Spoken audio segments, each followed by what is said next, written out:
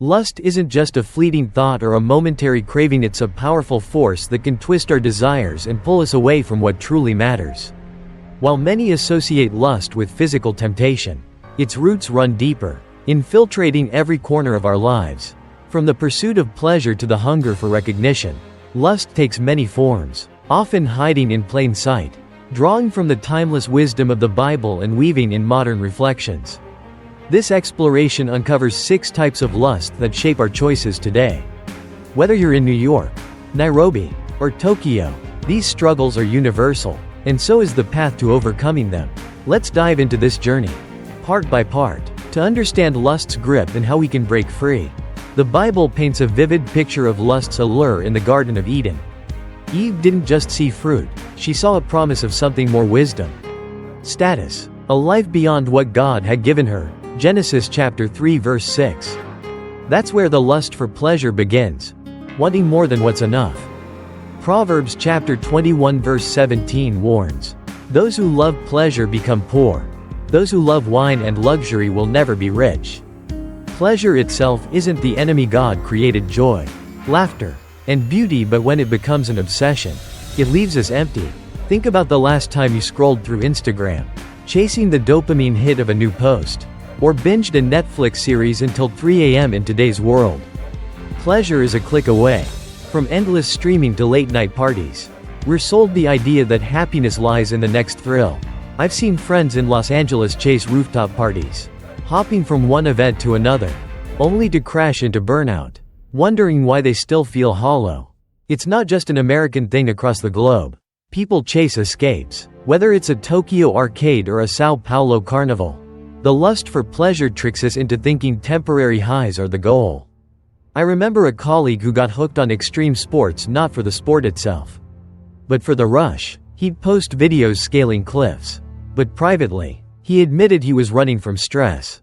The thrill became his master. What's your thrill? Maybe it's food, gaming, or even overworking to feel that buzz of accomplishment.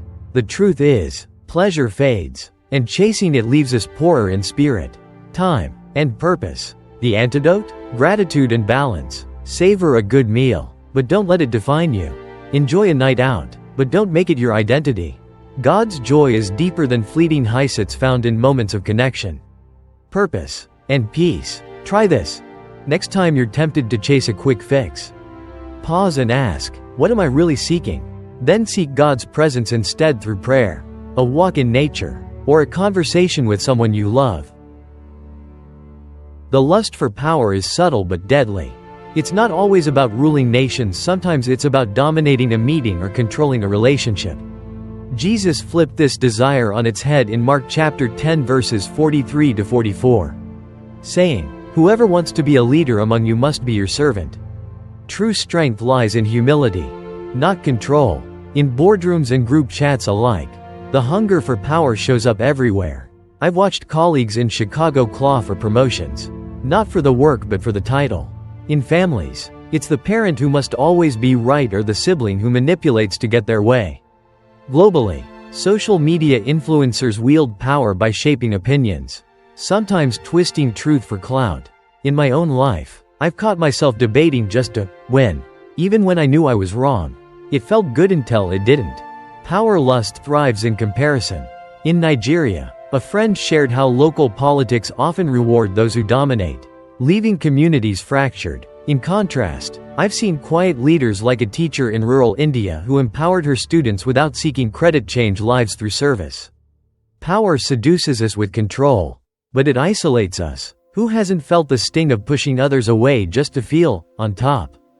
Jesus' call to serve isn't just nice advice, it's freedom. Serving others dismantles the need to control. Volunteer at a shelter, listen to a friend without fixing their problems, or let someone else take the lead. Power fades, but love endures. Reflect. Where do you seek control? Surrender it, and watch how God reshapes your heart. Money isn't evil, but craving it is a trap. 1 Timothy chapter 6 verse 9 cautions, "People who long to be rich fall into temptation and are trapped by many foolish and harmful desires that plunge them into ruin." Wealth lust promises security but delivers chaos. From Wall Street to street markets in Bangkok, the chase for wealth is relentless. I know entrepreneurs who've sacrificed sleep, health, and family for the next deal, only to find success didn't satisfy. Social media flaunts at yachts, designer bags, crypto wins, but behind the filters, many are drowning in debt or anxiety. In my early 20s, I chased a high-paying gig, thinking it'd solve my insecurities. Spoiler, it didn't. Globally, this lust looks different but feels the same. A farmer in Guatemala might dream of a bigger plot, while a tech bro in San Francisco hustles for stock options. Both can lose sight of what matters: relationships, integrity, faith. Greed whispers that more is better. But I've learned that enough is richer than excess. A single mom I met in London taught me this. She budgeted tightly but gave generously, trusting God for her needs. Her peace was wealth no bank could match. Contentment is the cure. Track your spending not just to save, but to reflect. Does this purchase fill a void? Give generously time, money, or kindness and trust God's provision. Wealth fades, but His peace lasts. Ask yourself, what's enough for me today? Craving applause is human, but chasing it over God's approval is dangerous. John chapter 12 verse 43 reveals this struggle. They loved human praise more than the praise of God.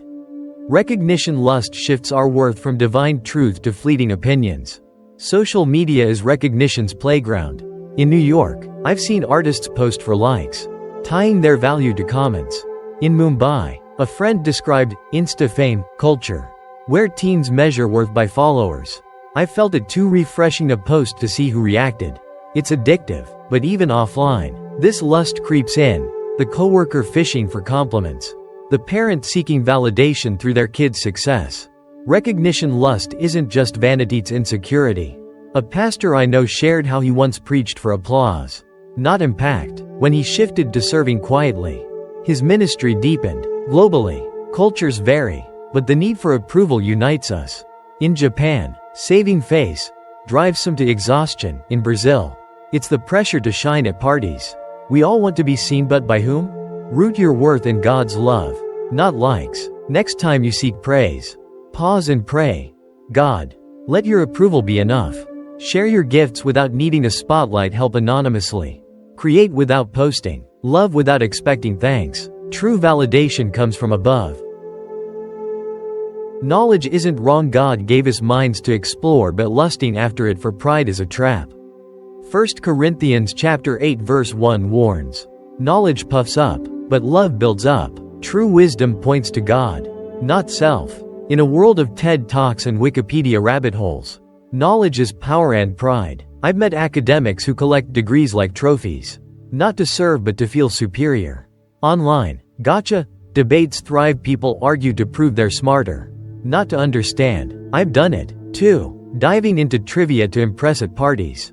It's hollow. This lust spans cultures. In China, exam pressure pushes kids to memorize for status, not curiosity. In Silicon Valley, techies chase AI breakthroughs to be the one who knows.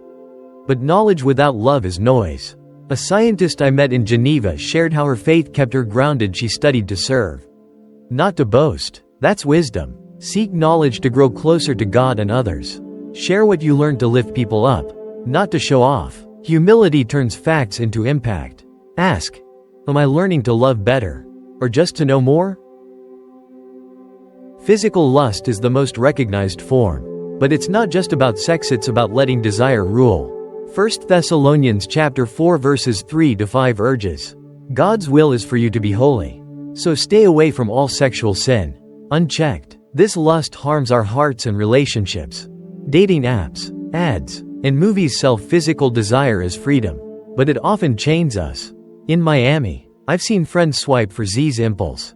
This struggle crosses borders. In conservative societies like Saudi Arabia, hidden temptations fester. In open ones like Amsterdam, they're flaunted, but the cost is the same: broken trust, shame, or distance from God. Hookups, chasing connection but finding loneliness. Pornography's grip is global, accessible in seconds. It rewires how we see love. I've wrestled with this myself. Tempted by a culture that normally a couple I know rebuilt their marriage by setting boundaries: less screen time, more real talk. Their story shows hope. Freedom starts with honesty. Admit the struggle. Seek accountability. and guard your eyes and heart. God's grace is stronger than temptation. James 4-7 promises. Resist the devil, and he will flee. Replace fleeting desires with lasting ones: prayer, community, purpose. Lust, in all its forms, is a liar. It promises fulfillment but delivers emptiness. Yet God offers a way out through humility, surrender, and faith. Reflect on these 6 faces of lust: pleasure, power, wealth, recognition, knowledge, and physical desire. Which pulls at you? You're not alone. Every heart battles something. In a world screaming for more, God whispers, "I am enough." From Seattle to Sydney, that truth holds. Take a moment to pray, asking God to reveal hidden cravings and guide you to freedom. Subscribe to this journey of faith. Share your story, and let's walk toward purpose together.